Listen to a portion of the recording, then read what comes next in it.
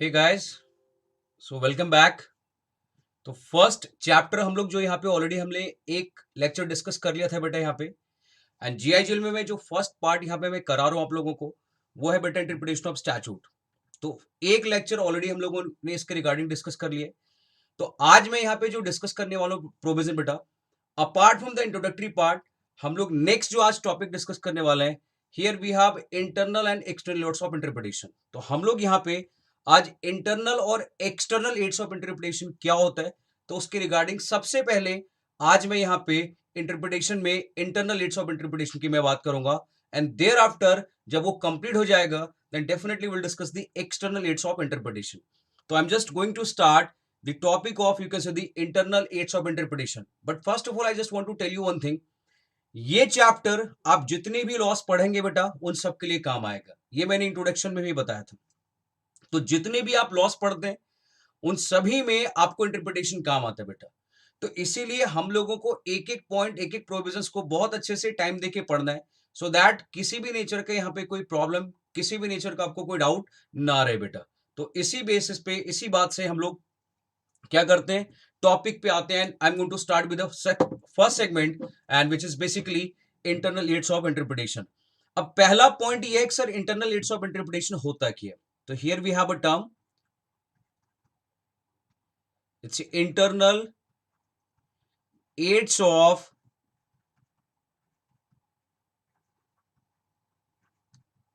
Interpretation.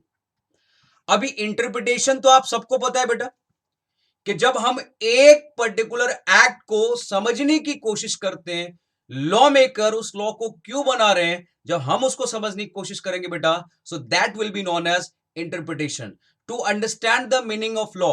Why? क्योंकि reason being here we have a topic and here we have a chapter and you can say the name interpretation of statute. तो the law as framed by the law maker, हमें उसको समझना है, तो उसी को हम इंटरप्रिटेशन की बात करते हैं। और सबसे पहला जो यहाँ पे नाम हम लोग डिस्कस करने वाले बेटा, it's internal aids of interpretation. तो सर इंटरनल एड्स का मतलब क्या है कि जब आप कोई भी एक्ट पढ़ोगे, एनी एक्ट, चाहे हम कंपनीज एक्ट की बात करें 2013 की, या फिर चाहे आप आईबीसी की बात करो जो इंसॉल्वेंसी एंड बैंक्रप्सी कोड की बात करते हैं सेटिंग अप में, या फिर हम चाहे किसकी बात करते हैं बेटा, इंडियन पीनल कोड की बात करें, या फिर चाहे हम किसकी बात करें, या यू कैन से कॉम्पिटिशन एक्ट की बात करें, कोई भी एक्ट आप उठा लो, किसी भी एक्ट को समझने के लिए जब हम लोग उसी एक्ट के विद इन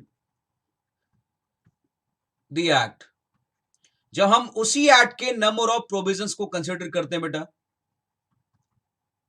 उसी एक्ट के नंबर ऑफ नॉर्म्स को हम यदि कंसिडर करें, तो आज से उसको नाम देते हैं इंटरनल एड्स ऑफ इंटरप्रिटेशन। तो when a particular act is going to be what understood, तो जब हम एक पर्टिकुलर एक्ट को समझने की बात करते हैं, तो when we are going to understood the particular act, तो during the course of interpretation और during the course of understanding the particular law, we just concentrate on the number of provisions and number of norms जो उसी act में लिखा होता है बेटा। तो सेम एक्ट के नॉर्म्स को फॉलो करना, सेम एक्ट के प्रोविजन को कंसिडर करना, सो दैट वो एक्ट क्या कहना चाह रहा है, किस पर्पस के लिए बनाया गया है, एक्ट का नाम क्या है, क्या क्या प्रोविजंस रखे गए हैं, अलग अलग वर्ड्स क्या क्या उस एक्ट में आते हैं, उन सबको समझने के लिए जब आप उसी एक्ट में कॉन्सेंट्रेट करते हो और उसी एक्ट में अलग अलग नॉर्म्स और प्रोविजंस में हम वर्कआउट करते हैं बेटा, तो उसको नाम क्या दिया जाएगा, internal aids of interpretation. What about the name, internal aids of interpretation बोलेंगे। Are you getting my point? तो यू जस्ट कॉन्सेंट्रेट कि सर इंटरनल का मतलब होता है within the act, within the act.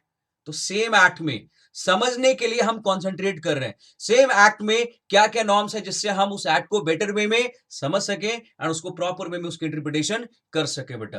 तो एज अ प्रोफेशनल ये हमारा काम है एंड इसलिए हम लोगों को इस पे वर्कआउट करना है। And I just want to tell you one thing, ये पर्टिकुलर आपका टॉपिक सीए में भी कवर होता है बेटा और सीएस में भी कवर होता है। तो इसका मतलब है दोनों को ये पर्टिकुलर टॉपिक लॉ में एग्जीक्यूटिव और इंटर लेवल पे पढ़ना पड़ेगा, यू हैव नो चॉइस। तो इसीलिए आपको टाइम देके पढ़ना है, ये कोई एक्ट नहीं है, याद रखना, ये हम एक्ट को कैसे पढ़ते हैं उसको समझने के लिए ये पूरा प्रोविजन रखा गया है। So I am going to start with the entire topic, but first of all internal aids of interpretation क्या होता है ये समझ में आ जाना चाहिए। तो ये आई होप आप लोगों को समझ में आ गया होगा कि सेम एक्ट से हम नंबर ऑफ प्रोविजंस और नॉर्म्स की बात करते हैं एंड वो हमें हेल्प करता है उस एक्ट को समझने में, तो इसलिए बोलते हैं इंटरनल एड्स ऑफ इंटरप्रिटेशन।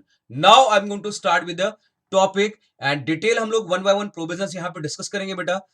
तो सबसे पहले पहला इंटरप्रिटेशन के लिए क्या नॉर्म्स हम लोग यूज करने वाले हैं इंटरनल एड्स ऑफ इंटरप्रिटेशन में। पहला कौन सा नॉर्म्स यूज होगा, सबसे पहला जो हम पर्टिकुलर यूज करने वाले टर्म को बेटा, और मैं इसके लिए आपको एक पूरा एक्ट यहां पे ओपन करके प्रेजेंट करने वाला हूं, जिसके बेसिस पे आपको क्लैरिटी हो जाएगा कि उस एक्ट में क्या क्या चीजें हमने पढ़ा है और क्या क्या चीजें हम उसमें हेल्प लेने वाले उस एक्ट को समझने के लिए। और पहला जो टर्म मैं पढ़ा रहा हूं बेटा, ये है title. And title is nothing, title is nothing, जितने भी लॉ है बेटा, जितने भी एक्ट होंगे, याद रखना, जितने भी स्टैट्यूट हैं, उन सभी एक्ट का जो नेम होता है बेटा, जब सभी एक्ट के नेम की बात करते हैं तो वो नेम आपको उस एक्ट के बारे में एक समहाउ कहने के कंक्लूजन, एक पूरा का पूरा एक क्रक्स आपको प्रोवाइड करता है कि सर वो पर्टिकुलर नेम जो एक्ट का रखा गया है वो एक्चुअली उस नेम से समझ में आएगा कि वो एक्ट किस पर्पस के लिए बनाया गया है। Let's say if you take an example, consumer protection act 2019, पहले 1986 था बट अभी नया आ गया, तो इसका मतलब जो कंज्यूमर प्रोटेक्शन एक्ट है बेटा, तो here we have a term consumer protection, तो इसका मतलब वो किससे डील करता है सर, कंज्यूमर के इंटरेस्ट को प्रोटेक्ट करने के लिए वो पूरा लॉ बनाया गया है। तो don't you think sir CPA consumer protection act will automatically, जो उसका नाम है बेटा वो टाइटल बन गया, वो नेम जो है बेटा वो क्या बन गया, टाइटल बन गया। कंपनीज एक्ट, तो इसका मतलब जितने भी कंपनीज इंडिया में है बेटा, उन सभी कंपनी पे एक पर्टिकुलर एक्ट की एप्लीकेबिलिटी की बात करते हैं एंड उसमें number of rules and regulations रखे गए बेटा, सो that's why the companies act itself will become what, title. तो हर एक्ट का एक पर्टिकुलर लॉ मेकर ने नेम रखा है, हर एक्ट का लॉ मेकर के थ्रू एक स्पेसिफिक लेजिटिमेट लॉफुल नेम रखा जाता है जो पर्टिकुलर एक्ट को एज अ होल कहने की उसको इंटरप्रेट करने में, समझने में हेल्प करे। तो जब पूरे एक्ट का एक कंक्लूड करके एक नेम हम लोग लिखते हैं, एक लॉन्ग टाइटल प्रोवाइड करते हैं बेटा, so that's will become title, उसी को हम टाइटल देते हैं। And title is nothing, it's all about the name of the act. तो याद रखना ये नेम ऑफ द एक्ट की यहां पे बात कर रहे हैं। अब मैं आपको इसके रिगार्डिंग, अभी मैंने ऑल दो एग्जांपल दिया, अब एट प्रेजेंट आपको मैं यहां पे दिखा भी देता हूं कि sir ultimately name of the act में अलग अलग लॉ के बारे में बात करते हैं। तो you can C insolvency and bankruptcy code, insolvency and bankruptcy code, तो इंस्टेड ऑफ एक्ट यहां पे कोड रखा गया, तो बेसिकली एक कंडक्ट, एक एक्टिविटी के लिए यहां पे लॉ बनाया गया, और जिसके लिए उस एक्टिविटी को पूरा कंप्लीट करने के लिए what we have to do, एक नेचर का लॉ बनाने की बात बोली गई है एंड जिसका नाम क्या रखा गया, इंसॉल्वेंसी एंड बैंकरप्सी कोड 2016 में रखा गया। ऐसे ही बेटा आप लोगों ने नंबर ऑफ एक्ट पढ़े होंगे, नंबर ऑफ एक्ट आपको अगेन पढ़ना भी है, और आगे जाके ऐसे नंबर ऑफ एक्ट में आप लोगों को पढ़ाने वाला हूं। तो हर एक्ट में इस तरीके से नॉर्म्स आपको दिखने के लिए मिलेगा। तो here we have insolvency and bankruptcy code, तो 2016 में एक पूरा लॉ बनाया गया जो इंसॉल्वेंसी एंड बैंकरप्सी से डील करता है, बट पूरे एक्ट को एक लॉन्ग टाइटल, एक पर्टिकुलर नेम हमने दिया, और आज से इसी लॉन्ग, इसको नाम क्या देंगे बेटा, टाइटल, इसी को टाइटल बोला जाएगा। और this title automatically represent the conclusion of the so and so act, तो मतलब उस एक्ट का पूरा कंक्लूजन यहां पे आपको दिख रहा होगा। हाँ, बाद बाकी प्रोविजन पे अभी नहीं जाना है, जो चीज हम पढ़ रहे हैं सिर्फ उसके इंटरप्रिटेशन साथ के साथ कॉन्सेंट्रेट करना है एंड उस पर वर्कआउट करना है। रिमेनिंग सर ये क्या है, ये क्या है, so you no need to go through, हमें अभी हम क्या पढ़ रहे हैं इंटरप्रिटेशन, और उसमें इंटरप्रिटेशन में किस चीज पे वर्कआउट किया जा रहा है वो हमें देखना है। तो पहला टर्म इंटरप्रिटेशन ऑफ स्टैट्यूट में, इंटरनल एड्स ऑफ इंटरप्रिटेशन में क्या गया बेटा, टाइटल, क्या गया, टाइटल। तो रिपीट याद रखना है, टाइटल की बात कर रहे हैं, और title is nothing, name of the act की बात कर रहे हैं। सो ये था फर्स्ट पार्ट एंड पहला पॉइंट जो हमें क्या करना था बेटा, रिटेन करना था, एंड जो मैंने आप लोगों को यहां पे पढ़ाया। अब हम लोग बात करते हैं दूसरे पार्ट में। तो पहला हो गया टाइटल, टाइटल, शॉर्ट टाइटल। दूसरा preamble. Preamble is nothing, it's all about the objective. Objectives, her act को बनाने का डेफिनेटली कोई ना कोई पर्पस होता है बेटा, scope, objective and purpose, and that is going to be specified in a particular act in the beginning.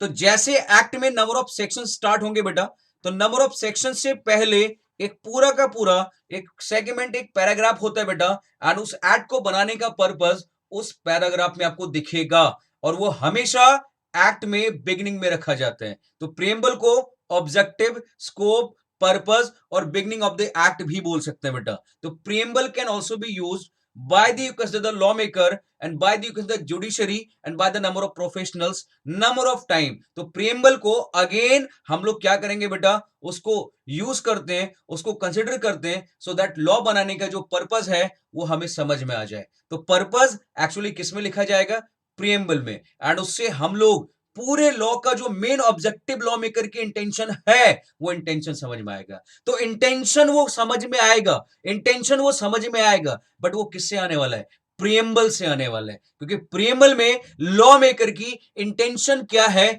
Law बनाने के पीछे वो एक्सप्रेस की गई बेटा, और इसीलिए वो प्रिएम्बल में मिलेगा. So let's see if you take an example. तो अभी जो एक्ट पढ़ रहे थे इंसॉल्वेंसी एंड बैंकरप्सी कोड, तो मैं उसी में आपको दिखा देता हूं, एंड आपको आई होप वहां पे क्लियर भी हो जाएगा बेटा.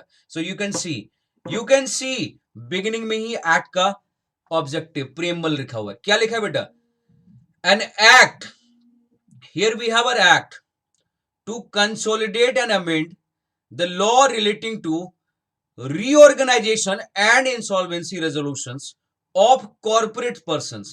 corporate persons का मतलब क्या है, company, body corporate, partnership form, individual को भी रखा गया बेटा इन टाइम बाउंड मैनर, मतलब एक सर्टेन टाइम पीरियड में एक पर्टिकुलर रीऑर्गेनाइज करने की बात कर रहे हैं, इंसॉल्वेंसी एलिमेंट की बात कर रहे हैं, availability of credit, balance of interest, इन सब के रिगार्डिंग बनाया गया है. मतलब इंसॉल्वेंसी और बैंकरप्सी से रिलेटेड क्या यहां पे लॉ बनाने की बात की गई है, तो वो सब कुछ इस पर्टिकुलर प्रिएम्बल में लिखा है. तो ये पूरा जो पार्ट है बेटा, ये बेसिकली आज से हम इसको नाम क्या देंगे,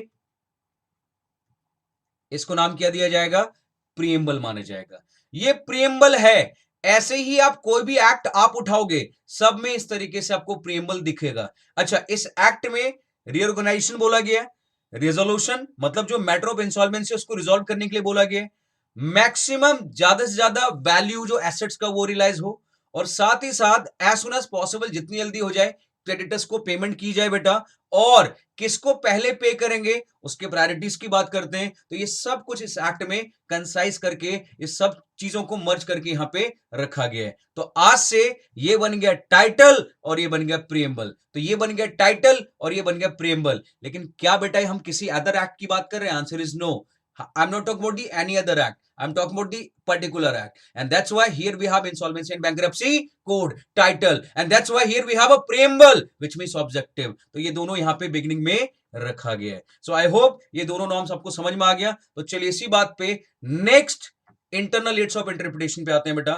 So now I'm going to start with the next internal aids of interpretation and third segment. तो पहले हमने दो सेगमेंट पढ़ लिए, थर्ड पे आते हैं. अच्छा, केस लॉ ये कहता है बेटा कि जो प्रिएम्बल है वो कभी भी लॉ में किसी भी नेचर का कोई एम्बिग्यूटी अराइज हो, कोई प्रॉब्लम अराइज हो, तो उसको क्लेरिफाई करने के लिए what we can do, we can get the help of preamble. तो whenever there is any ambiguity, then उसको क्लियर करने के लिए we just concentrate on the preamble. और एम्बिग्यूटी का मतलब क्या है, whenever a person having a confusion कि सर वो लॉ किस पर्पस के लिए बनाया गया है. तो construction of the law we can easily understood, and how we can easily understood, किसके बेसिस पे समझने की बात करेंगे बेटा, प्रिएम्बल के बेसिस पे. और ये कमलपुरा जो आपका यहाँ पे टर्म लिखा है बेटा, उसके regarding versus state of Madras के केस में डिसाइड हुआ था बेटा. तो सुप्रीम कोर्ट की जजमेंट है कि preamble one of the most important element to cure the ambiguity, to cure the doubtful situation, so that we can easily understand the particular act. अब हम लोग बात करते हैं नेक्स्ट, हेडिंग्स की बात करेंगे. हेडिंग्स की बात करेंगे. तो हेडिंग्स क्या होता है सर, हेडिंग वो होता है जो जनरली एक पर्टिकुलर चैप्टर पे टॉप में लिखा होता है. हेडिंग जनरली क्या होता है, हर चैप्टर के ऊपर उस चैप्टर का नाम आप देखते होंगे. अभी लॉ का नाम खत्म हो गया, टाइटल में आ गया, दूसरा ऑब्जेक्टिव समझ में आ गया, ऑब्जेक्टिव पर्पस की बात कर रहे हैं, प्रिएम्बल की बात. अब उस एक्ट में अलग अलग चैप्टर्स रखे गए। जैसे मैं बात करूं कंपनीज एक्ट 2013 की बेटा, तो इसमें ओवरऑल 29 चैप्टर्स रखे गए हैं। और ये मैंने नहीं रखा है, ना तो किसी ऑथर ने रखा है, ना तो किसी पढ़ाने वाले रखा है बेटा, ना तो किसी प्रोफेशनल ने रखा है। ये एक्चुअली किसने रखा है? ये लॉ मेकर ने खुद रखा है। मतलब पूरे कंपनीज एक्ट को एक ग्रुप ऑफ सेक्शंस में डिवाइड किया गया पहले, और उन सभी ग्रुप ऑफ सेक्शंस को एक स्पेसिफिक चैप्टर में कंसिडर कर लिया गया। तो उन सभी ग्रुप ऑफ सेक्शन को एक स्पेसिफिक चैप्टर में कंसिडर कर लिया गया, और उसी चैप्टर के नेम को हम क्या बोलते हैं बेटा? हेडिंग बोलते हैं। उसी को हम हेडिंग बोलते हैं। तो वो आपका प्रीफिक्स्ड, वो ग्रुप ऑफ सेक्शंस को, नंबर ऑफ सेक्शंस को हमने क्या किया? एक कंक्लूड करके एक नाम दिया बेटा। And it's behind the law maker, intention of the law maker, कि सर वो हेडिंग अगेन यूजफुल होगा कि सर रेस्ट ऑफ द जो सेक्शन हम पढ़ने वाले हैं वो किससे डील करता है। तो चलिए इसी बात पे अगेन जो हम टर्म पढ़ रहे थे इंसॉल्वेंसी एंड बैंक्रप्सी कोड, तो उसी में मैं आपको अगेन एग्जांपल देने की कोशिश करता हूं बेटा, सो दैट आपको इजीली समझ में आ जाएगा। तो here we have a term and you can see, तो क्या लिखा है बेटा यहाँ पे? प्रिएम्बल। तो इसका मतलब है फर्स्ट चैप्टर हर एक्ट में जो यहां पे होगा बेटा प्रिएम्बल के बाद, तो प्रिएम्बल के बाद मतलब बिगिनिंग के बाद जो फर्स्ट आपका नेम आने वाला है उसको बोलते हैं preliminary. Preliminary, the first part और फर्स्ट चैप्टर। तो प्रीलिमिनरी की बात करते हैं, तो दिस विल बिकम व्हाट? इसको बोलते हैं name of the particular chapter. अब इसमें एक सेक्शन नहीं है बेटा, क्योंकि अभी हमने क्या पढ़ा? नंबर ऑफ सेक्शंस और group of sections will be there. तो that's why here we have sub section number 1 and next you can see section number 2। तो इसका मतलब है सर पहला जो चैप्टर यहां पे रखा गया है, हम उसमें एक पर्टिकुलर नेम की बात करते हैं, और उसको बोला गया प्रीलिमिनरी। मतलब हर एक्ट में बिगिनिंग में एक पर्टिकुलर चैप्टर फ्रेम किया जाता है, जिसमें सेक्शन 1 और सेक्शन 2 की बात करेंगे बेटा। और हर हर केस में सेक्शन 1 और 2 वो प्रीलिमिनरी वाले पार्ट में ही आएगा। सर प्रीलिमिनरी वाले पार्ट में आ गया बिगिनिंग का, उसके बाद नेक्स्ट में क्या आएगा बेटा? डेफिनेटली सेकंड चैप्टर की बात करेंगे एंड थर्ड चैप्टर की बात करेंगे। तो ऐसे नंबर ऑफ चैप्टर्स की मैं बात करूंगा। तो एक और मैं आपको एग्जांपल दे रहा हूं, you can see part 2, and part 2 again वो प्रीलिमिनरी में ही रखा गया है। तो here we have again part, you can see part 2, and यहां पे एक स्पेसिफिक टर्म की बात कर रहे हैं जो आपको ध्यान में रखना है। एंड ये किसके रिगार्डिंग है बेटा? Insolvency resolution and liquidation for corporate persons. एक बात कंफर्म है कि यहां पे जो चैप्टर है बेटा, तो स्पेसिफिकली पहले तो 2 पार्ट हो गए, एंड हर पार्ट को अलग अलग हम चैप्टर्स में डिवाइड किया गया है। हाँ, बाकी कुछ ऐसे भी एक्ट होंगे बेटा जहां पे नंबर ऑफ पार्ट्स नहीं होगा, सिर्फ एक ही पार्ट की बात करेंगे, और इसलिए वहां पे कोई पार्ट नहीं, सीधा चैप्टर वाइज वहां पे कहीं ना कहीं रखा गया होगा। जैसे मैं आपको एक एग्जांपल देता हूं, कंपनीज एक्ट में एक है prospectus and allotment of security. Prospectus and allotment of security, उसके 2 पार्ट हैं।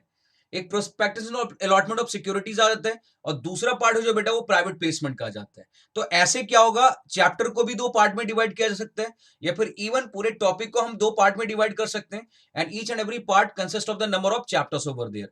तो अब यहाँ पे सबसे पहले हम बात कर रहे हैं कॉर्पोरेट पर्सन की इंसॉल्वेंसी की, उसके लिक्विडेशन की, और इसीलिए अब इस सेगमेंट में नंबर ऑफ चैप्टर्स यहां पे रखा गया है, and you can C chapter number 1 preliminary, part 2 का प्रीलिमिनरी यहां पे रखा गया बेटा। और इसके आगे बढ़ोगे तो पार्ट 2 का दूसरा आपको चैप्टर का नाम मिलेगा, एंड वो दूसरा चैप्टर का नाम क्या है? तो फटाफट यहां पे दूसरे चैप्टर की बात करते हैं, and here we have corporate insolvency resolution process. तो प्रोसेस जो इंसॉल्वेंसी का है वो कैसे कैरी ऑन होगा? तो इसका मतलब है 6, 7 रेस्ट ऑफ द सेक्शन जो इस चैप्टर में है बेटा, तो उसको ग्रुप ऑफ सेक्शंस बोलेंगे, एंड उन सभी ग्रुप ऑफ सेक्शंस में हम एक ही चीज की बात करते हैं, रेजोल्यूशन प्रोसेस की बात करते हैं, रेजोल्यूशन प्रोसेस की बात करते हैं। तो this will be the name of the chapter, और इसी को हम क्या बोलेंगे बेटा? It's heading. इसी को नाम क्या देंगे बेटा? हेडिंग्स बोलते हैं, इसी को हेडिंग बोला जाता है, इसी को हेडिंग बोलते हैं। एंड ये हेडिंग हम लोगों को क्या करता है बेटा? उस पर्टिकुलर चैप्टर में कितने सेक्शंस हैं, वो किससे डील कर रहा है, उसको समझने में डेफिनेटली हम लोगों को हेल्प करता है, हम लोगों को सपोर्ट करता है। So that's why here we have a term heading. तो पहला पॉइंट क्या हो गया? टाइटल। दूसरा क्या हो गया? प्रेम्बल। तीसरा हमने यहां पे किसकी बात की बेटा? हेडिंग्स की बात की, और हेडिंग। तो here we have number of heading of each and every chapters, again help us to understand the norms. तो कितने सेक्शंस हैं, वो किससे डील कर रहे हैं, तो यू कैन इजीली अंडरस्टैंड। तो जैसे यहां पे सेक्शन 6 हो गया, सेक्शन 7 हो गया, एंड देन आगे बढ़ोगे बेटा तो ऐसे ही आपको ये सबसेक्शंस दिख रहे हैं। फिर सेक्शन 8 आ गया, ऐसे ही आप आगे बढ़ेंगे तो अगेन सेक्शन 9 आएगा एंड सो ऑन। लेकिन इसमें नंबर ऑफ सेक्शंस एक ही चीज से डील कर रहा है बेटा, एंड वो क्या है? Resolution process of corporates. तो इसका मतलब है कॉर्पोरेट इंसॉल्वेंसी रेजोल्यूशन प्रोसेस कैसे होगा, उस पूरे प्रोसेस को यहां पे एक्सप्लेन किया गया है। तो ये पूरा चैप्टर एक सेगमेंट से डील करता है, एंड उस पूरे चैप्टर में जितने भी नंबर ऑफ सेक्शंस हैं उसको मर्ज करके एक हेडिंग हमने दिया, और हेडिंग हो गया कॉर्पोरेट इंसॉल्वेंसी रेजोल्यूशन प्रोसेस। तो ये था third intermediates of interpretation. Now I am going to start with the next. तो अगले इंटरप्रिटेशन पे आते हैं बेटा। Now we have next part, marginal notes. Marginal notes की बात करते हैं। हर सेक्शन के साइड में, चाहे वो लेफ्ट में हो या फिर राइट में हो बेटा, कहीं पे भी हो सकता है, आइदर इन लेफ्ट और right, anywhere can be there. तो हर सेक्शन, जितना बड़ा सेक्शन है, उन सभी सेक्शंस को भी अगेन समराइज पार्ट में रखा जाता है। तो उन सभी पूरे सेक्शन को मर्ज करके, कंबाइन करके एक अगेन समराइज्ड वर्ड रखते हैं बेटा, जिसको बोलते हैं मार्जिनल नोट।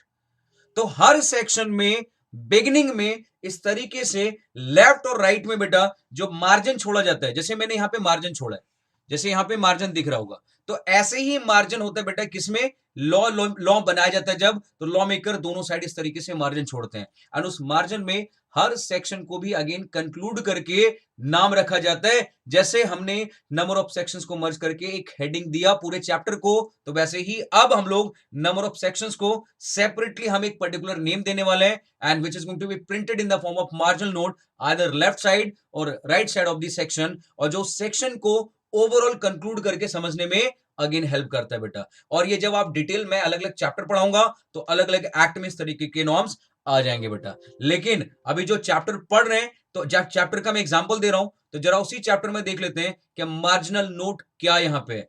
ये रहा बेटा marginal note.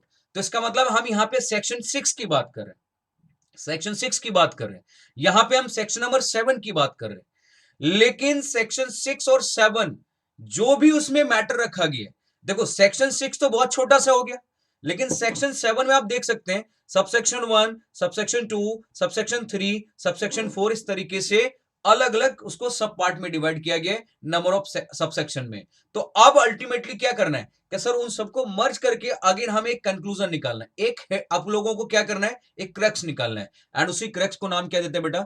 It's marginal notes बोलते हैं बेटा। तो अब यहां पे देखो सेक्शन नंबर 6 का मार्जिनल नोट क्या कहते हैं? पर्सन हु में initiate the corporate insolvency resolution process. तो यहां पे ये बोला गया है कि अल्टीमेटली जो कॉर्पोरेट इंसॉल्वेंसी रेजोल्यूशन प्रोसेस है वो एक्चुअली इनिशिएट करेगा कौन, मतलब वो आगे स्टेप लेने वाला कौन है। तो इसका मतलब है initiative which is going to be taken for corporate insolvency resolution process. तो सिंपल यहां पे लिखा है कॉर्पोरेट डेटर्स जब भी डिफॉल्ट करता है बेटा, तो फाइनेंशियल क्रेडिटर या फिर ऑपरेशनल क्रेडिटर या फिर और द कॉर्पोरेट डेटर खुद खुद उसकी बात कर रहे हैं, वो क्या ले सकता है बेटा? इनिशिएटिव ले सकता है, इनिशिएट कर सकता है, किस पर्पस के लिए?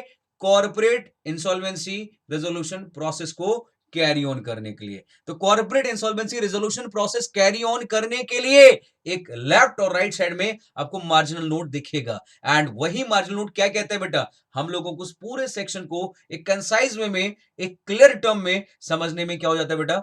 अगेन हेल्प मिलता है, and that's why this is said to be what? Marginal notes. इसी को नाम क्या देंगे? मार्जिनल नोट्स बोला जाएगा। So are you getting my point? बड़ा इंटरेस्टिंग चैप्टर है ये, बड़ा इंटरेस्टिंग है, बट आपको क्या करना है? You have to give a proper time to understand the entire provision. यदि प्रॉपर आपने टाइम दिया तो फिर तो आपको सारी चीजें वन बाय वन बिल्कुल इजीली समझ में आ जाएगा। और मेरा यहां पे काम यह है बेटा कि बहुत आराम आराम से हम चीजों को पढ़ें और समझें, और एक ही बार में वो सारी चीजें हम लोगों को क्लियर हो जाए, सो दैट हमें नेक्स्ट टाइम के लिए अननेसेसरी के लिए वेट ना करना पड़े किसी चीज के लिए। तो रिवीजन भी इजी हो जाएगा और पहली बार में समझना भी हमारे लिए इजी है। तो ये हो गया बेटा मार्जिनल नोट। सर क्या ये एक ही सेक्शन में होगा? ना, बिल्कुल भी ना बेटा, बिल्कुल भी नहीं, बिल्कुल भी नहीं। ये नंबर ऑफ सेक्शंस में होने वाले हैं, बिल्कुल भी एक में, एक सेक्शन में नहीं, ऐसा नहीं कि एक में होगा। So each and every section can be there. तो सेक्शन नंबर 7 में भी देख सकते हो, initiation of corporate insolvency resolution process by financial creditor. तो पहले 6 में क्या लिखा है? Sir insolvency resolution process carry on करेगा कौन, इनिशिएटिव कौन लेगा? तो पहला इनिशिएटिव किसने लिया बेटा? फाइनेंशियल क्रेडिटर ने। तो इसलिए सबसे यहां पे सेक्शन नंबर 7 में फाइनेंशियल क्रेडिटर ने जो इनिशिएटिव लिया बेटा, उसके रिगार्डिंग बताया गया है। तो initiative which is going to be taken by the home, by the financial creditor, तो उसके रिगार्डिंग यहाँ पे प्रोविजंस रखा गया है। Is it clear for all of you? तो ये ध्यान रखना। तो ये भी क्या हो जाएगा बेटा, this will again become as a marginal note of section number 7। तो 6, 7 ऐसे ही जितने भी सेक्शन है बेटा, सब में ये मार्जिनल नोट आपको मिलेगा। तो ट्राई टू अंडरस्टैंड कि सर मार्जिनल नोट कहां कहां पे किस वे में मिलेगा हम लोगों को। तो अगेन हम लोगों को ये समझ में आ गया कि सर वो पूरा सेक्शन समझने के लिए we have a concept of marginal notes. Next part, अब आते हैं इंटरप्रिटेशन क्लॉज। अब आते हैं इंटरप्रिटेशन क्लॉज की बात। अब ध्यान रखना इंटरप्रिटेशन क्लॉज किसको बोला जाता है बेटा, ऐसा कोई क्लॉज, ऐसा कोई पार्ट, ऐसा कोई पार्ट एक्ट में जहां पे क्या रखा गया हो, जहां पे क्या रखा गया बेटा, डेफिनेशंस रखे गए। क्योंकि हर एक्ट में नंबर ऑफ वर्ड्स होते हैं बेटा, एंड जो वर्ड्स बार बार क्या होगा, रिपीट होगा। तो उन सभी वर्ड को क्या करते हैं, एक पर्टिकुलर प्लेस पे हम लोग डिफाइन करते हैं, एंड उसी प्लेस को हम क्या बोलते हैं बेटा, इंटरप्रिटेशन क्लॉज बोलते हैं। So when in an act the word is going to be repeated again and again, so in order to understand the meaning of the word, so what we can do, we just frame a particular place, and उस place में उन सभी words को properly क्या किया होगा, arrange कर दिया होगा, एक पर्टिकुलर ऑर्डर में अरेंज कर दिया होगा, चाहे वो हो सकता है अल्फाबेटिकल ऑर्डर में हो बेटा। तो वहां पे सब कुछ डिफाइन किया गया। जैसे मैं पहले आपको एग्जांपल दूं कंपनीज एक्ट की, तो अब कंपनीज एक्ट 2000 जब 13 पढ़ेंगे बेटा, तो number of time company word आएगा। तो लॉ मेकर ने क्या किया, एक अलग से सेक्शन नंबर 2 ऐड किया, और सेक्शन 2 में पूरा ही क्या रख दिया बेटा, इंटरप्रिटेशन क्लॉज नाम दे दिया।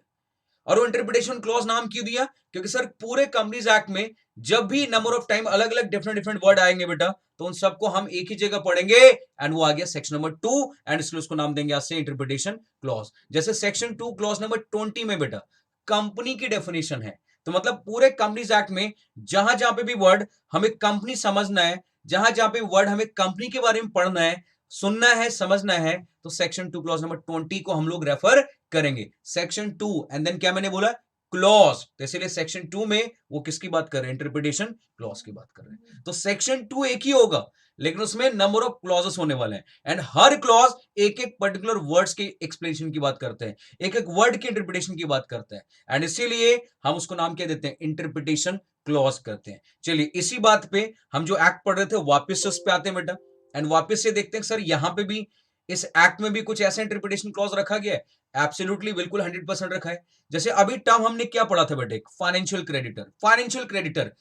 तो क्या सेक्शन नंबर 6 में और 7 में कहीं फाइनेंशियल क्रेडिटर वर्ड डिफाइंड है? नहीं, यहां पे वर्ड डिफाइंड नहीं है, बिल्कुल भी नहीं है। यहां पे भी वर्ड आया, यहां पे भी आया, तो सर वो डिफाइंड नहीं है। यहां पे भी वर्ड है, वो भी नहीं मिल रहा हम लोगों को, यहां पे भी वर्ड है, तो इसका मतलब ये वर्ड नहीं मिल रहा है बेटा। तो अब इस वर्ड को सर कहीं तो डिफाइंड किया गया होगा। तो चलिए जरा ऊपर आते हैं और try to find out the particular definition, and definition is nothing, it's a financial creditor. तो क्या पता हम लोगों को वो फाइनेंशियल क्रेडिटर का नॉर्म्स मिल जाए, एंड इसीलिए जहां पे मिलेगा बेटा वो क्या बन जाएगा, that will become interpretation clause बन जाएगा बेटा।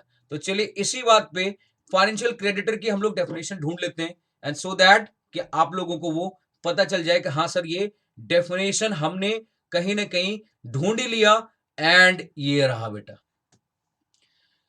फाइनली आ गया बेटा। तो you can C financial creditor, तो फाइनेंशियल क्रेडिटर आ गया। तो जरा देखो यहां पे इस चैप्टर में प्रिलिमिनरी की बात करें, क्योंकि आप सबको पता है पार्ट 2 की बात करें जो कॉर्पोरेट पर्सन से डील करता है, कॉर्पोरेट पर्सन की इंसॉल्वेंसी से। तो इसमें क्या कर रखे हैं, इसमें इन्होंने एक पूरा का पूरा एक सेक्शन को यहां पे कंसिडर किया, एंड उस सेक्शन में बेटा अलग अलग वर्ड्स को डिफाइन कर दिया। और यहां पे सेक्शन कौन सा आ गया बेटा, 5, और ये वर्ड आ गया डेफिनेशन, ये वर्ड आ गया डेफिनेशन। अच्छा ये डेफिनेशन तो क्या बन गया, मार्जिनल नोट्स आ गया, ये क्या बन गया, मार्जिनल नोट्स। लेकिन अब जो वर्ड है यहां पे, अब उस वर्ड की बात करते हैं। तो अभी टर्म क्या है कि सर हम लोग एक वर्ड बार बार इस पूरे एक्ट में नंबर ऑफ टाइम पढ़ने वाले हैं, and what about the name of the word, financial creditor. लेकिन वो सर अलग अलग जगह पे वो कहीं डिफाइंड नहीं है, तो इसकी इंटरप्रिटेशन कहां से करें, तो इसीलिए इंटरप्रिटेशन क्लॉज में आएंगे। तो सेक्शन नंबर 5 में ये टर्म क्या बन जाएगा बेटा, जो हम लोग सबसेक्शन यहां पे 7 क्लॉज की बात कर रहे हैं, तो this will become interpretation clause, this will become interpretation clause. तो अब हम लोग यहां पे 5 और 7 से, basically section number 5 clause number 7 से हमें समझ में आया कि अल्टीमेटली फाइनेंशियल क्रेडिटर किसको बोला जाएगा। तो इसीलिए section 5 will become interpretation clause. तो ये आपका क्लॉज इंटरप्रिटेशन क्लॉज क्या बोला गया है? A person to whom financial debt is owned include a person to whom such a debt has legally assigned or transferred। तो इसका मतलब है कि सर बेसिकली ऐसा कोई पर्सन जिसके रिगार्डिंग कोई फाइनेंशियल कोई डेट जो पेंडिंग है, जो कंपनी से आउटस्टैंडिंग है, जो पे नहीं हुआ, या फिर वो कहीं ना कहीं किसी और पार्टी को यदि मैंने ट्रांसफर किया तो जिस पार्टी को ट्रांसफर किया गया उसको भी लिया जाएगा, उसको भी असाइन किया जाएगा। जैसे मान लो मैंने किसी को लोन दिया, उसने रीपे नहीं किया, तो इसका मतलब मैं बन जाऊंगा फाइनेंशियल क्रेडिटर क्योंकि वहां पे मेरा डेट है। और मैंने किसी और को राइट दे दिया, साइन कर दिया कि मेरे बिहाफ पे तू एक्शन ले, तो वो भी क्या बन जाएगा बेटा? फाइनेंशियल क्रेडिटर बन जाएगा। तो आज के बाद इस चैप्टर में जहां पे भी टर्म फाइनेंशियल क्रेडिटर आएगा, so from where what we can understand the term, sir IBC में क्लॉज नंबर 7 ये हमें बताएगा फाइनेंशियल क्रेडिटर क्या होता है। Is it clear? तो ये बन जाएगा इंटरप्रिटेशन क्लॉज। तो इसको नाम क्या देंगे? Interpretation clause. और इंटरप्रिटेशन क्लॉज में हमेशा क्या होता है बेटा? डेफिनेशन की बात करते हैं और डेफिनेशन ऑफ वेरियस वर्ड्स की बात करेंगे। डेफिनेशन ऑफ वेरियस वर्ड्स की बात करेंगे। जो पूरे एक्ट में नंबर ऑफ टाइम क्या होने वाला है बेटा? So that is going to be repeat again and again. तो जो नंबर ऑफ टाइम क्या होता है बेटा? रिपीट अगेन एंड अगेन की बात करते हैं। So here we have next part which I am going to start. अब अगले पॉइंट पे आ जाते हैं। तो पहला कौन सा था? टाइटल। दूसरा कौन सा था बेटा? प्रेमल। तीसरा क्या था? हेडिंग।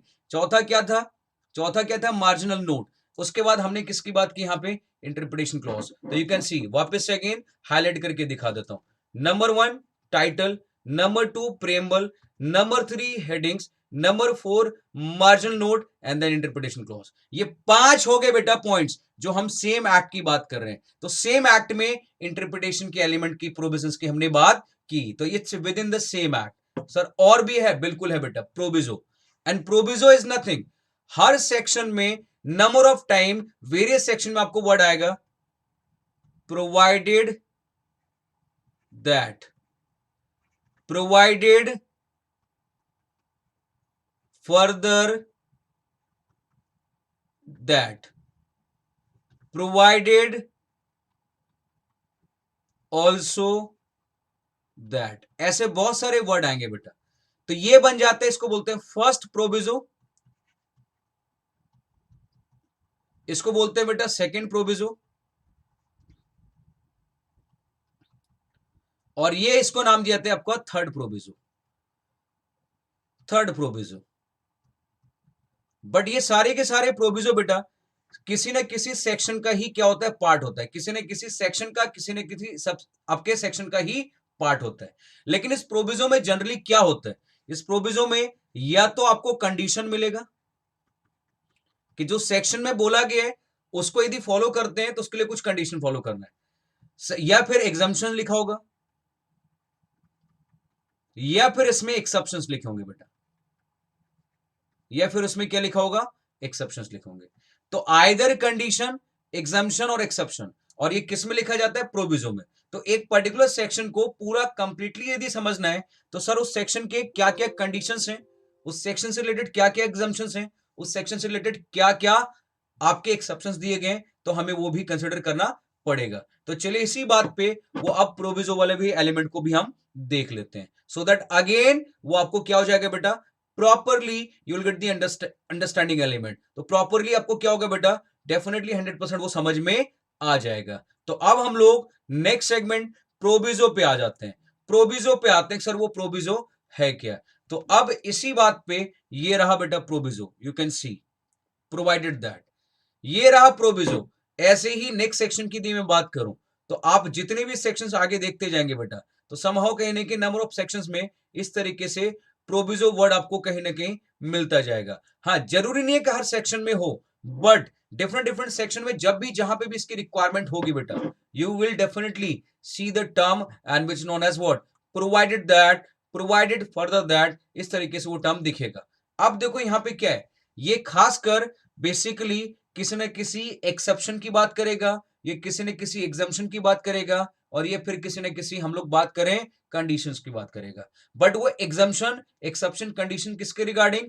या तो सेक्शन में कोई प्रोविजंस होंगे उसके रिगार्डिंग, या फिर उस सेक्शन में सब सेक्शन होगा बेटा उसके रिगार्डिंग। जैसे यहां पे आप ध्यान से देखोगे तो सेक्शन नंबर 7 है, और सेक्शन नंबर 7 का सबसेक्शन 5 है बेटा, एंड उस 5 में जो क्लॉज बी रखा गया है उसका ये प्रोविजो है बेटा। तो क्लॉज बी की यदि बात करें और ए की बात करें तो इसका मतलब सबसेक्शन 5 के लिए वो प्रोविजन रखा गया है, so which we need to understand. तो अब क्या यहां पे लिखा है कि where adjudicating authority is satisfied that the default has occurred and application is complete and there is no disciplinary proceeding over there। तो इसका मतलब एक डिफॉल्ट के बारे में यहां पे बोला गया है और एक डिफॉल्ट इससे रिलेटेड यहां पे टर्म रखा गया है, लेकिन अब इसका कोई ना कोई एक्सेप्शन, इसका कोई ना कोई कंडीशन, इसके रिगार्डिंग कोई एग्जाम्पशन यहां पे रखा गया होगा कि सर जो एप्लीकेशन फाइल है क्या वो एक्सेप्ट होगा या रिजेक्ट होगा, तो उसके रिगार्डिंग टाइम पीरियड की बात करते हैं, नोटिस देने की बात करते हैं, तो इस प्रोविजो में लिखा होगा। अभी मैं ये टॉपिक नहीं पढ़ा रहा हूं, please try to understand, I am just giving an example कि सर जब प्रोविजो पढ़ते हैं तो प्रोविजो में हर सेक्शन या सब सेक्शन का पार्ट हो और वो किसमें उसमें क्या रखा जाएगा, या तो एक्सेप्शन होगा या तो कंडीशंस होंगे बेटा, या फिर उसमें क्या होने वाला है, या फिर उसमें एग्जाम्पशंस होने वाला है।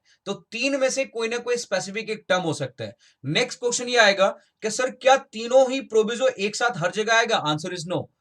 एक भी हो सकता है, दो भी हो सकता है, और तीन भी हो सकता है, और तीन से ज्यादा भी हो सकता है बेटा। जैसे आप कंपनीज एक्ट में, जब कंपनीज एक्ट में बात करेंगे आप किसके रिगार्डिंग? ओपीसी के लिए। जब आप पढ़ेंगे सेक्शन नंबर 3, तो सेक्शन नंबर 3 में जब ओपीसी का नॉर्म्स आएगा तो यू कैन इजिली अंडरस्टैंड कि वहां पे ओवरऑल 5 या 6 आपके प्रोविजो रखे गए, जिसमें conditions, exceptions, exceptions, exemptions, condition, इस तरीके से प्रोविजंस रखे गए, एंड वो सब के सब वो सेक्शन नंबर 3 को प्रॉपरली समझने में बेटा हेल्प करता है। तो क्या वो क्या प्रोविजो किसी अदर एक्ट की बात कर रहे हैं? Answer is no, that is also of same act. तो वो भी उसी पर्टिकुलर एक्ट के रिगार्डिंग टर्म रखा गया है। So that's why the proviso will also help in understanding the particular law. जो कंडीशंस की बात, एग्जाम्पशंस की बात, या फिर एक्सेप्शंस की बात करते हैं, जो लॉ मेकर ने रखा है बेटा। अब आते हैं नेक्स्ट में इलस्ट्रेशंस की और एक्सप्लेनेशन की बात करते हैं। अगेन हर सेक्शन, हर सब सेक्शन, या फिर हर क्लॉज में कहीं ना कहीं कुछ ना कुछ प्रोविजंस को समझने के लिए या तो लॉ मेकर ने कुछ एग्जांपल्स दिए होंगे which is known as illustrations, या फिर कुछ पर्टिकुलर कोई टर्म आ गया उसको एक्सप्लेन वहीं पे किया गया होगा, क्योंकि वो टर्म और उसकी कहीं रेलेवेंसी नहीं है, उस पर्टिकुलर टर्म की रेलेवेंसी उसी सेक्शन में है, तो उसी सबसेक्शन में है या फिर उसी क्लॉज में है, तो उसकी इंटरप्रिटेशन के लिए कहीं और नहीं जाना है, उसके इंटरप्रिटेशन के लॉ मेकर ने वहीं पे उसको एक्सप्लेन कर दिया। सो that's why the term is suited what, it's explanation. उसके लिए कहीं और नहीं जाना है, उसके लिए वहीं पे समझना है। सर मान लो एक्सप्लेनेशन से भी नहीं समझ में आया या फिर एक्सप्लेनेशन है ही नहीं, तो मे बी इंटरप्रिटेशन के लिए आपको एग्जांपल्स भी दिए होंगे। तो अभी मैं आपको ये दोनों चीजें मैं आपको दिखा देता हूं सो दैट इजीली समझ में आएगा, क्योंकि कई बार कुछ एक्ट में एक्सप्लेनेशंस होते हैं बेटा, और कई बार एक्ट में एग्जांपल्स होते हैं, और कुछ एक्ट में दोनों ही नॉर्म्स हो सकते हैं। तो जैसा कि आप यहां पे इजीली देख सकते हो कि सेक्शन नंबर 7 में सबसेक्शन 1 के साथ एक्सप्लेनेशन दिया गया, और यह बोला गया है कि जो टर्म यहां पे डिफॉल्ट आ रहा है सबसेक्शन 7 सबसेक्शन 1 में, जो टर्म क्या आ रहा है बेटा? डिफॉल्ट। सेक्शन नंबर 7 सबसेक्शन 1 में क्या वर्ड आया? डिफॉल्ट। डिफॉल्ट, ये रहा डिफॉल्ट। तो सर वो डिफॉल्ट का मतलब क्या है? तो उसको यहां पे डिफाइन किया गया बेटा। तो इसके लिए आपको इंटरप्रिटेशन क्लॉज नहीं जाना है। सर मान लो इंटरप्रिटेशन क्लॉज में भी डिफाइन किया गया, तो तब भी आपको इंटरप्रिटेशन क्लॉज में नहीं जाना है, क्योंकि इंटरप्रिटेशन क्लॉज में जो डिफाइन कर रखा है बेटा उसका मीनिंग यहां पे नहीं आएगा। यहां पे इस सबसेक्शन में जो मीनिंग लिखा हुआ है उसी को कंसिडर करेंगे, उसके अलावा किसी और को कंसिडर मत करना। तो एक्सप्लेनेशन में डिफॉल्ट को एक्सप्लेन किया गया है। क्या लिखा है? Include a default in respect of financial date. Include a default which in respect of the financial debt, क्योंकि यहां पे फाइनेंशियल क्रेडिटर की बात कर रहे थे। जो इनिशिएटिव ले रहा था वो कौन ले रहा था बेटा? Financial creditor. तो इसलिए हमने यहां पे डिफॉल्ट की बात की, एंड वो डिफॉल्ट किसके रिगार्डिंग? डेफिनेटली फाइनेंशियल डेट के regarding. Are you getting my point? तो ये समझना है। तो इसका मतलब है सर ये एक्सप्लेनेशन से एक बात समझ में आ गया कि यहाँ पे हर एक डिफॉल्ट को इंक्लूड नहीं करेंगे। So we just concentrate on only one debt, one default, and which is basically default in respect of financial debt, default in respect of financial debt over there. तो ये था कहानी। तो अभी आपको सिर्फ उसके इंटरप्रिटेशन की मैं बात कर रहा हूं। अच्छा सर यहाँ पे एग्जांपल्स नहीं है, बट कोई बात नहीं, अब आपको दिखा रहा हूं दूसरा एक्ट जिसमें आपको एग्जांपल भी दिखेगा बेटा, जिसमें ये रहा, ये है बेटा इंडियन पीनल कोड, आईपीसी। तो आईपीसी में यहां पे एक वर्ड डिफाइंड है, एंड वो वर्ड क्या रखा गया है? जज। यहां पे वर्ड डिफाइंड है, वो क्या रखा गया है? जज। तो अब जज की डेफिनेशन को प्रॉपरली एक्सप्लेन करने के लिए, प्रॉपरली समझाने के लिए बेटा कुछ एग्जांपल्स भी दिए गए, यू कैन सी। तो क्या यहां पे एक्सप्लेनेशन है? नहीं। क्या यहां पे एक्सप्लेनेशन है? नहीं। तो क्या लेकिन प्रोविजंस को समझाने के लिए एग्जांपल भी दे दिया। जैसे आप देखो पहला एग्जांपल क्या कहते हैं, collector exercising the jurisdiction in any suit, आज से उसको भी जज माना जाएगा। तो कोई कलेक्टर है अपने एरिया में बेटा, तो उसका जो जुरिस्डिक्शन है, तो अपने जुरिस्डिक्शन में जितने भी वो सूट एंटरटेन करेगा, तो उस सूट को एंटरटेन करने के लिए वो भी जज माना जाता है। तो जो सूट एंटरटेन करते हैं, जो पिटिशन एंटरटेन करने की बात करते हैं, जो कंप्लेंट एंटरटेन करने की बात करते हैं, इस तरह के अलग अलग नॉर्म्स आते हैं बेटा। तो आज से वो जो सूट एंटरटेन करने वाले पर्टिकुलर पर्सन को जज बोलते हैं। तो सर यहाँ पे पर्सन कौन है? कलेक्टर। यहाँ पे पर्सन कौन है बेटा? कलेक्टर। तो सर क्या कलेक्टर को भी जज बोलेंगे? यस, वो भी आ गया। मैजिस्ट्रेट, अगेन मैजिस्ट्रेट की बात बोली गई है। Member of a panchayat, member of panchayat को भी बोला गया, मेंबर ऑफ पंचायत को भी बोला गया। तो इसका मतलब अलग अलग एग्जांपल्स दिए गए कि जज किसको बोला जाएगा, क्योंकि जज को डिफाइन किया गया एंड जज को फाइनली नंबर ऑफ एग्जांपल के बेसिस पे समझाया गया। दूसरा, you can C court of justice. तो कोर्ट ऑफ जस्टिस क्या होता है? अगेन एक एग्जांपल देके यहां पे एक्सप्लेन किया गया। तो यू कैन सी सर इस एक्ट में आपको इस तरीके से बहुत सारे एग्जांपल मिल जाएंगे बेटा, जिसको आप समझने के लिए आप कहीं ना कहीं कंसिडर कर सकते हैं उस एक्ट के प्रोविजन को पूरा गो थ्रू करने के लिए। तो इसका मतलब क्या है कि सर एक्ट में एग्जांपल्स मतलब इलस्ट्रेशंस होंगे, एक्ट में एक्सप्लेनेशंस भी हो सकते हैं। You can see again here we have number of illustrations. Indian penal code में आपको एन नंबर ऑफ इलस्ट्रेशंस मिलेंगे बेटा, और इसमें से कई सारे इलस्ट्रेशंस हम लोग डिस्कस करने वाले हैं, क्योंकि रीजन बीइंग जो कंपनी सेक्रेटरी का कोर्स कर रहे हैं बेटा, उसमें इंडियन पीनल कोड रखा गया जीआईजेल में, लेकिन जो सीए का कोर्स कर रहे हैं उसमें ये नहीं रखा गया। तो इसका मतलब है यदि मैं सीए की बात कर रहा हूं तो interpretation of statute again as it is one by one, एक एक प्रोविजन डिट्टो है, कॉपी पेस्ट है बेटा। लेकिन मैं बात करूं किसके रिगार्डिंग? सीएस के लिए, तो उनके लिए अलग से एक और नॉर्म्स पढ़ेंगे, और वो इंडियन पीनल कोड। तो ये ध्यान रखना, क्योंकि अलग अलग प्रोफेशंस में नंबर ऑफ टॉपिक क्या होते हैं बेटा? कॉमन होते हैं, लेकिन बच्चा फिर भी कंफ्यूज होता है कि सर सीए के लिए कुछ अलग पढ़ाया जाएगा, सीएस के लिए कुछ अलग पढ़ाया जाएगा। ऐसा कोई सिनेरियो नहीं है। हाँ, लेकिन आपका जो कोर्स का कंटेंट्स है बेटा, उसको डेफिनेटली हम पूरा उसके अकॉर्डिंगली ही कंसिडर करते हैं। तो ये ध्यान रखना। तो ये था किसके रिगार्डिंग बेटा? इंटरप्रिटेशंस की बात कर रहे थे, किस बेसिस पे? इलस्ट्रेशंस और एग्जांपल के बेसिस पे और एक्सप्लेनेशन के बेसिस पे। शेड्यूल्स, शेड्यूल्स हर एक्ट के एंड में, हर एक्ट के एंड में बेटा कुछ स्पेसिफिक प्रोविजंस को रखा जाता है, कुछ स्पेसिफिक नॉर्म्स को रखा जाता है, ये ध्यान रखना। लेकिन वो एक्ट के एंड में रखा जाएगा, जिसमें कुछ ना कुछ स्पेसिफिक एलिमेंट की बात करते हैं। हाँ, लेकिन वो पूरे एक्ट को पूरा का पूरा आपका डिटेल प्रोविजन जो एक्ट की बात कर रहे हैं उसको इंटरप्रिटेशन करने की बात नहीं करते। तो कभी भी जो शेड्यूल्स में प्रोविजंस है बेटा, वो एक्ट को ओवररूल और एक्ट को कंट्रोल नहीं करता, ध्यान रखना। क्योंकि पहले सेक्शंस होंगे, पहले वो लॉ की बात करते हैं, एंड उस लॉ में नंबर ऑफ टर्म्स आते हैं, एंड जिसको कंप्लीट करने के लिए व्हाट वी कैन डू, जो शेड्यूल्स अलग से लॉ मेकर ने बनाया है हम उसको फॉलो करेंगे। जैसे आप लोगों ने स्कूल लेवल से आप फाइनेंशियल अकाउंटिंग पढ़ते आ रहे हैं, उसमें हम लोग बात करते हैं सर फाइनेंशियल स्टेटमेंट मतलब पीएनएल अकाउंट, बैलेंस शीट जो कंपनी का बनाएंगे वो शेड्यूल 3 के अकॉर्डिंगली बनाया जाता है। तो वो शेड्यूल 3 आया कहां से? नए टर्म की मैं बात करूं तो शेड्यूल 3 आया कहां से? कंपनीज एक्ट से। तो कंपनीज एक्ट में शेड्यूल में वो 3 आपका थर्ड उसके टर्म की बात करते हैं। तो वो शेड्यूल क्या है? एक्ट का ही पार्ट है, लेकिन याद रखना वो कभी एक्ट को ओवररूल नहीं करता। वो एक्ट का पार्ट तो है, उसके साथ कनेक्टेड तो है, बट वो एक्ट के प्रोविजंस को कभी भी ओवररूल नहीं करेगा। जैसे मैं आपको यहां पे again I am just giving an example and you can see the term.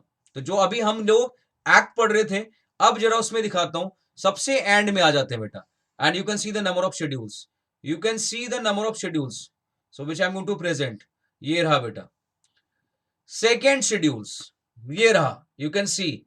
ऐसे ही बेटा थर्ड शेड्यूल, ऐसे ही नेक्स्ट है बेटा फोर्थ शेड्यूल। तो क्या ये एक्ट के बिगनिंग में है, एक्ट के मिड में रखा गया? नहीं, ये एक्ट के एंड में रखा गया है, और ये अगेन एक्ट का पार्ट ही है, बट प्लीज मेक श्योर ये एक्ट से डिफरेंट, हम लोग डिफरेंट कंसिडर यहां पे कंसिडर करने वाले बेटा। तो ये एक्ट का ही पार्ट है, लेकिन ध्यान रखना उसके अलग से हम लोग यहां पे करने, उसको रीड आउट करने की बात करेंगे और एक्ट को समझने की बात करेंगे, क्योंकि एक्ट को ये कभी ओवररूल नहीं करता है, मतलब ये एक्ट के साथ हमेशा एसोसिएट करके कनेक्ट करके पढ़ना है, बट ये कभी उसको ओवररूल नहीं करेगा। So try to understand the term so which I want to explain. तो ये था किसके रिगार्डिंग बेटा? शेड्यूल्स के रिगार्डिंग। अब शेड्यूल्स में ही कुछ स्टेटमेंट ऑफ ऑब्जेक्ट और कुछ रीजंस लिखे होते हैं। तो शेड्यूल्स में ही बेटा कुछ स्टेटमेंट ऑफ ऑब्जेक्ट, मतलब शेड्यूल बनाने का पर्पस क्या है, रीजंस क्या है, इस तरीके से वहां पे भी क्या लिखा जाएगा? अगेन इंटरप्रिटेशंस दिए जाते हैं बेटा। तो जो टर्म आपको वहां पे ऑब्जेक्ट और रीजन दिखेगा उस स्टेटमेंट, वो शेड्यूल में, तो अगेन वो क्या बन जाएगा? That will again be a part of the what? Interpretation. That will again be a part of interpretation. तो ओवरऑल शेड्यूल्स में जो इस तरीके से आपको स्टेटमेंट नजर आए, जो स्पेसिफिक ऑब्जेक्ट नजर आए, जो रीजंस नजर आए कि सर वो क्यों बनाया गया, किस पर्पस के लिए रखा गया है, किस पर्पस के लिए यूज करने वाले हैं, तो इसका मतलब उसको अगेन उसके ऑब्जेक्ट और उसके रीजंस रखे होंगे। मतलब क्यों बनाया गया, क्या पर्पस है, वो सब कुछ उस स्टेटमेंट के साथ, उस शेड्यूल के साथ मेंशन होगा बेटा। तो ये था कहानी, और इसको बोलेंगे इंटरनेट्स ऑफ इंटरप्रिटेशन। तो ये किसका पार्ट बन गया? Internal aids of interpretation. तो यू कैन सी अगेन, आपको यहां पे दिखा देता हूं so that you can easily understand the term कि सर यहां पे जो टर्म है वो है क्या। You can see statement will be there. तो हर शेड्यूल में again statement will be there, the statement will be there, object will be there, reason will be there, क्यों बनाया गया, क्या पर्पस है, वो सब कुछ लिखा होगा, वो सब कुछ एक्सप्लेन किया होगा। तो इसलिए इसको क्या नाम देंगे? This will become a part of schedule, and schedule will become a part of the act. तो ओवरऑल यदि कंक्लूड करें बेटा, ओवरऑल यदि हम लोग कंक्लूड करें कि sir internet aids of interpretation में क्या क्या टर्म है जो एक पर्टिकुलर एक्ट से हम लोग समझ सकते हैं, एंड एक पर्टिकुलर एक्ट में क्या क्या चीजें हैं जो उस एक्ट को समझने में हेल्प करेगा। नंबर वन, सबसे पहले रिपीट कर रहा हूं, ध्यान रखना, उस एक्ट का title. Number two, preamble. Number three sir heading. Number four next marginal notes की बात करते हैं। नेक्स्ट पार्ट, उसके बाद मार्जिनल नोट के बाद क्या आएगा बेटे यहां पे? सो नेक्स्ट सेगमेंट इलस्ट्रेशंस, और you can say the what? Explanation, ये आएगा। उसके बाद नेक्स्ट में और क्या आएगा? Interpretation clause. आगे पीछे हो सकता है but no need to worry about it. Interpretation clause की बात करेंगे। और क्या आएगा? सर शेड्यूल आएगा। और क्या आएगा? सर शेड्यूल में ही ऑब्जेक्ट और रीजंस होंगे, वो आएगा। तो these are the important terms which will become the internal aids of interpretation. तो ये हम लोग एक पर्टिकुलर एक्ट की बात करेंगे, ये पर्टिकुलर एक्ट में बेटा। तो पर्टिकुलर एक्ट, एक पर्टिकुलर एक्ट की बात करते हैं, तो that's why this will become what? Internal aids of interpretation. तो this will become internal aids of interpretation. तो अभी हम लोगों ने at present internal aids of interpretation हम लोगों ने यहां पे कंप्लीट किया बेटा। तो पूरा जो इंटरनल एड्स ऑफ इंटरप्रिटेशन था वो मैंने आप लोगों को यहां पे पूरा एक्सप्लेन किया। अब हम आगे जो प्रोविजन डिस्कस करने वाले हैं, जो मैं नेक्स्ट टॉपिक आप लोगों से डिस्कस करूंगा, so which deals with the external aids of interpretation. तो अगेन इसमें हम पूरा एक लेक्चर देंगे, एक पूरा टाइम डिवोट करेंगे बेटा, where will discuss the external aids of interpretation. But याद रखना, हर एक एक प्रोविजन पे प्रॉपर टाइम देके कंसंट्रेट करके पढ़ना है, सो दैट टाइम एक्स्ट्रा लग जाएगा, एक्सेप्टेबल है, बट प्रोविजंस कोई मिस नहीं होना चाहिए, वो प्रॉपरली आपको समझ में आना चाहिए। तो आपको मैंने एक पूरा एक्ट यहां पे प्रेजेंट किया, एंड उसके बेसिस पे वन बाय वन जितने भी प्रोविजंस थे बेटा, वो मैंने पूरा कंप्लीटली आपको एक्सप्लेन किया, सो दैट आपको इजीली समझ में आए इंटरनल एड्स ऑफ इंटरप्रिटेशन किसको बोला जाता है। So in next class I am going to discuss the provision and which is basically external aids of interpretation की बात करेंगे बेटा। So you just wait and definitely आपको मजा आएगा। एंड इसके बाद हम लोग बात करेंगे किसके regarding? Primary and secondary rule के लिए बेटा। So for that time thank you so much. So फिर हम लोग नेक्स्ट क्लास में मिलते हैं एंड आगे हम लोग कंटिन्यू करते हैं बेटा। So thank you.